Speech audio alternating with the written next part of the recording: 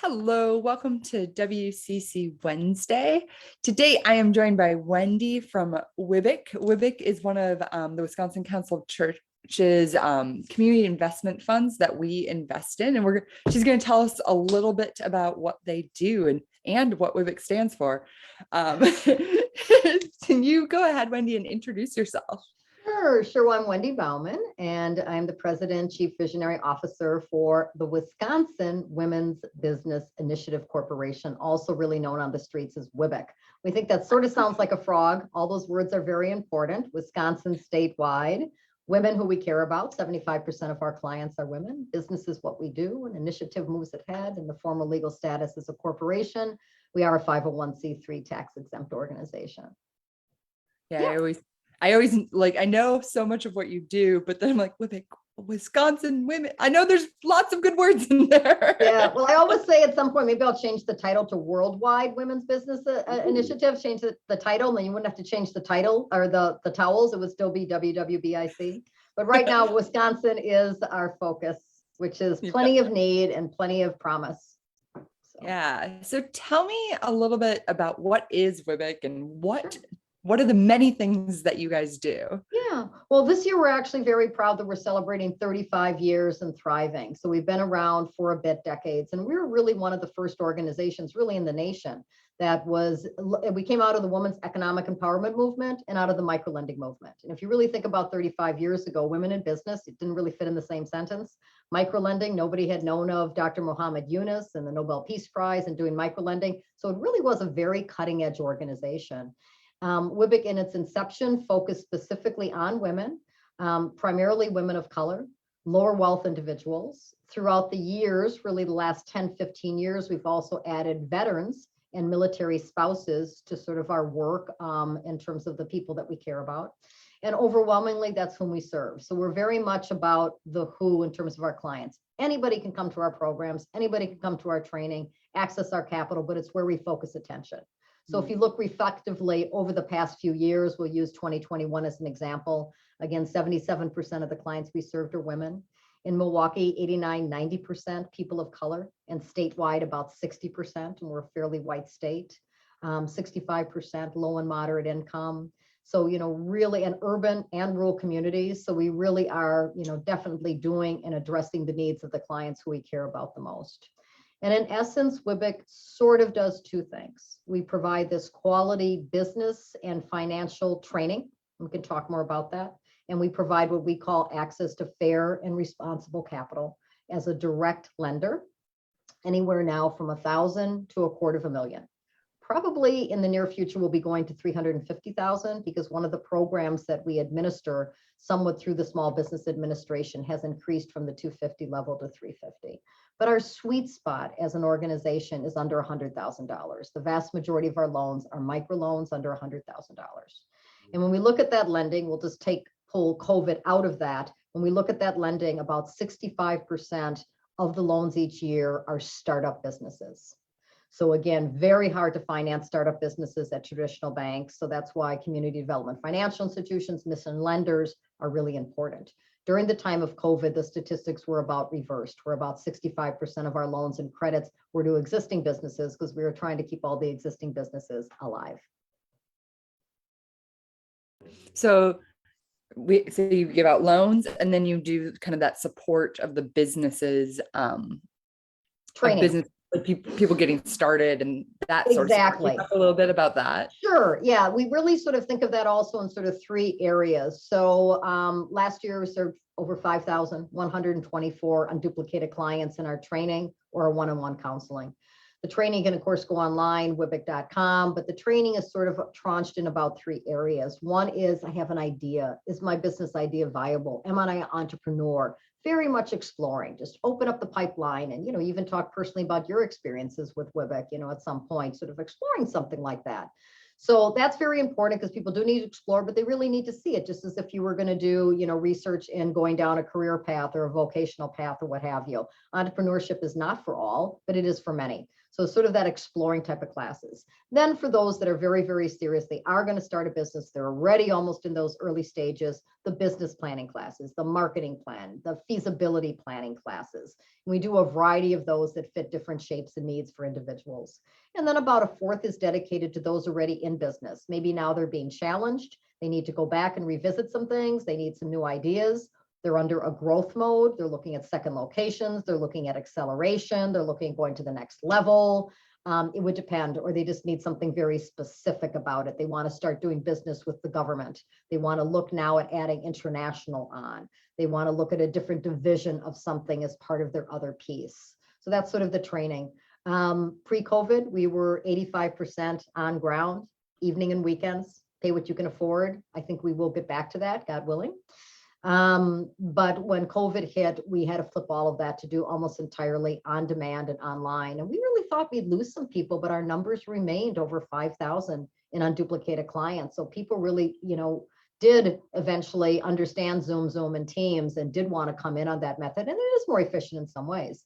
So now we're doing hybrid training, and we'll do that for the rest of this year. And then we'll see what 2023 brings. But I think we will always keep an element of the ability to come in virtually, the ability to be at home, be with family, be anywhere in the world for that matter, and be involved in training. So that's sort of what the training is involved in. In addition, we have some vignette programs. Another great thing that we've had over the past few years, it's called WWBIC's Portal. It's in English and Spanish. And by the way, our training is also in English and in Spanish. And our website's in English and Spanish, and our phones are in English and Spanish too. So important piece. But this portal is 24/7 where you can go in, and it's sort of divided up into money and management and marketing. So if you need some review on your cash flow statements, you even took a training on that, but like, how am I setting up that chart of accounts? You can go in, get a code, and you would have somebody, very brief vignettes, 15 minutes to at best a half an hour. Okay, let's go through the chart of accounts. This is what you do. This is what you do. This is how you do. This is how it looks at it. So again, more on the money part, the financial, the forecasting, financials themselves. On the management, how I'm looking at hiring people, how I'm looking at infrastructure, how I'm looking at IT, might even be insurance related, and they're all listed, these programs. And then again on marketing, which is extremely important, because really it's not just about marketing to all. Most successful businesses are the ones that really have a very specific market niche. So again, not all sizes fit all. We always like to say one size fits one. But you have that training, the one to the many that WWBIC provides in a very formidable way. And we do it in a cooperative learning style. Our team does the training, or individuals that go through our program provide the training, or you have that one-on-one, and in both cases now really sort of on demand, online, 24/7, so very accessible. And I think user-friendly.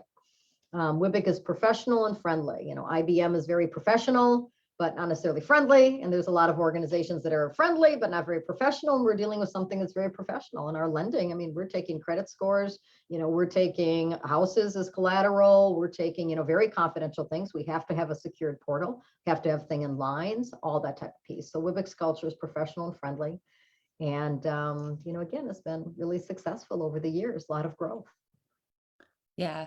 So you kind of mentioned this, and I was sharing with Wendy before we got started that I probably about 3-4 years ago did one of the one-on-ones with someone from WWBIC, because I was saying, hey, maybe I want to start a business. And it was a really good experience for me, because I went in and said, well, this is kind of my idea. And like, what should I do? And the person I met with basically was like, well, here's how how much money you need to make to actually be profitable. And like, here's how that works. And this is what that looks like. And my eyes got really big, and I went, oh, I had not thought through all of that. Right. And it was a very good process of eye-opening for me, to say, maybe it's not the right time for me.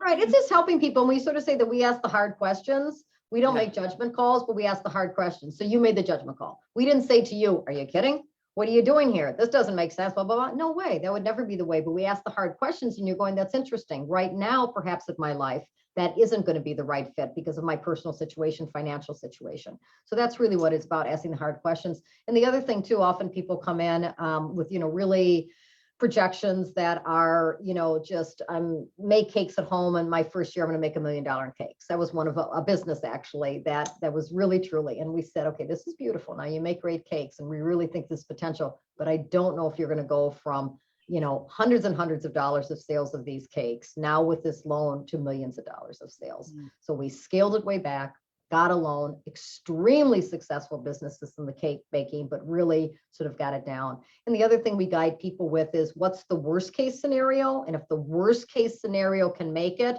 you're going to feel better and good. What's probably more realistic? You're going to put some coins there, maybe the first couple years. And then you just happen to get lucky. You ride a wave. 5 of the first deals that you go in, they say yes, you're able to do it, and so on and so forth. So we do different scenario playing with that in terms of cash flow, in terms of marketing plans, again, business plans. So where is WWBIC located? I shared that I accessed it in Madison, but you have more offices than that. Yeah, we've really grown into our name statewide. So we have offices in Milwaukee that we consider Greater Milwaukee. It embraces specifically Wauwatosa, West Dallas, Waukesha, West Bend, so sort of the Greater Milwaukee area. We have an office in Racine and an office in Kenosha that embraces also Walworth County. So 2 different offices there, because they're really different markets too, Racine and Kenosha. We have an office in Madison, right on Park Street. That's our South Central office, so Dane County and environs. We have an office in Appleton, which is really the hub of the Northeast area and the sort of Fox Valley, and a satellite office in Green Bay. Again, Fond du Lac, Oshkosh, Green Bay, and Appleton. None of those cities like to really fit in the same sentence. So we do have the 2 offices there, and they are different markets. They truly are different markets. They're at just different stages in how they think of business and so on, and growth, and different populations too. And then our newest office is in the Southwest, which is in La Crosse. And so that's a very much of a rural market beyond the area, specifically in La Crosse. With all of those, we have a regional project director that leads that. We do training in those markets, of course, lending statewide, and then there's some specific programs in different markets depending. So this is there's so much happening and so many people. I think you mentioned over 5,000 individual people that you helped in a year. Can you tell me a story of success that happened through WWBIC? A zillion of them, and we actually have them on our website, which are called our impact statements, but I'll just go through a few that are great stories. So 2 individuals that own Moxie. This is a restaurant in Whitefish Bay. They both worked at Harley Davidson. One actually had some food business background. The other one didn't. They utilized some of their retirement funds. They went through WWBIC's business planning class to put together a formidable business plan, intelligent, smart, wonderful women. And we provided a loan. And they started out this business, Moxie, which is just a really nice, wine bar, restaurant, just very, very, very nice in Whitefish Bay. I think they got even a second loan from us because they were expanding quickly. They ended up paying off their loan early. They ended up also opening another restaurant where they didn't need a loan or got bank financing, which is a pizza restaurant in Whitefish Bay. So again, bankers just cringe at restaurants, restaurants, construction companies, retail, overall financial institutions really do not like those kinds of businesses. And these are just very successful. I mean, together with those 2 restaurants, they employ like 40 people. So, I mean, that's a cool story. Nitro Training is another great story. Gentleman, always a weightlifter, really, really into that, wanted to set up a distinct and very specific sort of weightlifting gym. He started out by going through our accelerator. So we had an accelerator in the South Market. How do you do this? How would you accelerate such a business or such idea? Then he actually got a Kiva loan, and WWBIC is the lead for Kiva loans, which is crowdsourcing only for micro and small businesses. So he got a Kiva loan, so started that business, got it going, and then actually got a WWBIC loan. And he's doing very well and has opened up his second gym. So another snapshot of a story. Purple Door, sort of a famous business in Milwaukee, husband and wife. It's a great picture of them here with a little screen share. Husband and wife came to us. This is a business a long time ago. They came to us 15, maybe even 20 years ago. They were both teachers at MPS, and they literally came to us. We have this idea of starting an ice cream business. We wanted to say, keep your jobs. Okay, hold out here. They're having a baby, sort of good jobs, good benefits, all of that. They took our business planning class and they started a small ice cream business, but they really had a vision and they really had a plan. And after they went through that, we gave them a small loan. It took off. They had a niche. They got going. They eventually then moved into a larger location. I think even bought a building where they do retail. They have huge wholesale. Restaurants buy theirs, Sendix, Outpost, huge different wholesale business that they have. And I think they have 5 already distinct retail locations in the Mequon Public Market, at Sherman Phoenix, and a few other ones. So again, just sort of an interesting story. Alano's Empanadas in the Southeast market. Husband's from Peru, makes great empanadas, really, really, really different. Came to us, business planning classes, WWBIC loan, and they have a food truck where they do a lot of the different festivals throughout the summertime, but also I think I've eaten those. Yeah, they're some of my favorite empanadas. Also, Triciclo has fantastic empanadas, which is in Milwaukee too. Amy Nar. So again, husband and wife team, and now they're also into looking at distribution for their empanadas. So it really runs the gamut. GSI Construction is another one that stands out. A younger African-American gentleman, construction work, but specifically restoration work after fire. So again, sort of a niche within the construction area. Now his son runs the business, and he also actually really transferred the business to his son, paid off his loan in full. But we have everything from Odd Ones, which was the combination dog wash cafe au lait bar called Cappuccinos 25 years ago in New Berlin. So you would take your dogs after maybe you'd be hunting with them, or they were dirty dogs, and you wouldn't have to bend down in your bathtub, but you could go and wash your dog for $10. And there were windows there. And then people would come in and get a cup of coffee and hysterically watch people wash their dogs. So we've had those, we've had farms, we've had dog grooming businesses, pet stores, a variety of different retail, a lot of construction companies, trucking companies, a lot of restaurants, food trucks. I always say eat at all these restaurants and food trucks and coffee shops and bakery, community-based residential facilities that fit a really big and strong need. So really very similar just to Main Street kind of businesses, but businesses that again are shy of bank financing because they're startup, shy of bank financing because of the use of the funds. They want to use it for working capital inventory, which again, financial institutions cringe at, or they themselves might be of higher risk. They've had a bankruptcy in the past, colorful credit histories. And how WWBIC looks at that is we try to get to yes. So what happened with that credit score? What happened with that bankruptcy? Why was that? Can we get past the why? Was it a divorce? Was it a child that was sick and things just got that way? Was it someone that lost a job for a while and things got hard in that family unit? So, the bank's box is like this, but WWBIC's box is like this, and we're always trying to get to yes. And even when there is a no on a credit, it's no, not now. But if you could make these two things move along and we'll help you with that, then hopefully we can get to yes. Love that. So people wanting to learn more about WWBIC, where should they do? What should they do? Where can they go? Yeah, I would say probably start at the website, but you can also call our offices and real people will pick up the phone. In most cases, the real people will get back to you. But our website is decent. It's www.wwbic.com. So WWBIC.com. And you can I'll drop that in the chat. Yes. And you can go online 24/7 and register for our training. Online 24/7 and begin to actually do a loan application. And we're actually going to make a huge conversion where the loan process we feel will even be easier, a little bit more client facing, which will be really, really helpful. So I do think the website just sort of talks about those programs, talks about partnerships we have, talks about events that we have going on. And then basically we ideally will get you in the system for filling out a client information form. And then you'll just get ongoing information on a monthly basis. This training is happening in June. These special programs to look at, what have you. But you can certainly call our offices. While the offices are open, they're not open 24/7 right now because again, it's by appointment only as we're just trying to be safe with everybody, both our clients as well as our staff. But you can definitely have a one-on-one meeting by contacting our offices and leaving a voice message or even going in on the website. And as I mentioned, the website right now is in English and a good part of it's also in Spanish. You can apply for a loan in Spanish and really trying to make that accessible. I love it. So go online, check out what they're up to. If you are interested in starting a business, this is a little commercial. WWBIC is a place that can help you. And if your church or you as an individual are interested in helping support WWBIC, you can do that through the Wisconsin Council of Churches. We have a community investment program, and I will drop the link to our page and that program in the chat as well. And you can invest in the work of WWBIC. You can help them do this work, help them make loans to people all over the state of Wisconsin. And so just send us a message and we will get you hooked up. Yeah, you were one of our first faith-based investors, and you've been with us throughout the decades. And we, in turn, our clients pay us back, and we, in turn, pay you back.